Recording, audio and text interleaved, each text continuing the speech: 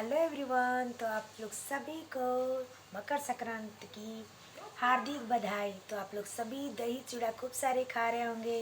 तो हम जानते हैं कि हम बिहारियों के लिए खास पर्व है और गया की तिलकुट तो फेमस है ही।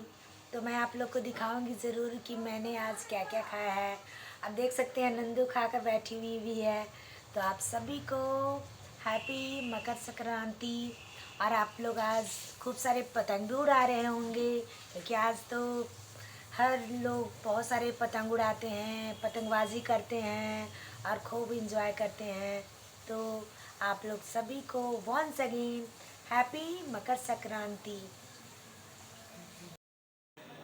फिर नंदू पूजा करने लगी। हम लोग बोले कि पूजा कर लो। तो आज सुबह सुबह नंदू स्नान करके पूजा करने लगी और मैं पूजा के लिए फूल तोड़ने लगी। देख रही थी कुछ उड़हल के फूल भी खिले हुए थे तो मैं तोड़ ली। और फिर धूप भी अच्छी आ चुकी थी क्योंकि मकर संक्रांति के बाद अब ठंड थोड़ी कम ही हो जाती है। तो ठंड अब कमने लगी है, उतनी ठंड नहीं है। और नंदू इधर पूजा भी करने लगी और फिर भगवान को भोग लगाने लगी। भोग में चूड़ा, मस्का, तिलकुट ये सब लगाने लगी। क्या कि ऐसे भी प्रसिद्ध तिलकुट है, आप लोग तो जानते ही हैं।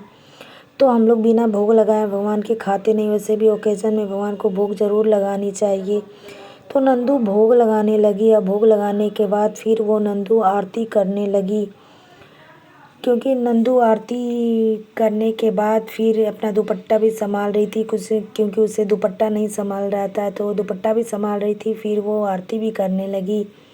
देख सकते हैं किस तरह वो दुपट्टा संभाल रही थी। फिर नंदू आरती कर ली और आरती करने के बाद फिर वो भोग लगाने लगी क्योंकि ऊपर माँ पिताजी का फ़ोटो है तो उस पर भी हम लोग भोग ही लगाते हैं, उसके बाद ही खाते हैं। तो देख सकते हैं दही चूड़ा, तिलकुट, मस्का और उसके बाद फिर सब्ज़ी भी था और इसमें भूरा भी था क्योंकि भूरा समझते ही हैं आप लोग, मीठा का छोटे छोटे रूप में होते हैं जो भूरा बहुत टेस्टी होती है। उसका चाय भी बनाई है भूरा का तो बहुत अच्छा होता है। फिर नंदू बोली चलो खाते हैं तो वो सब कुछ ले आई।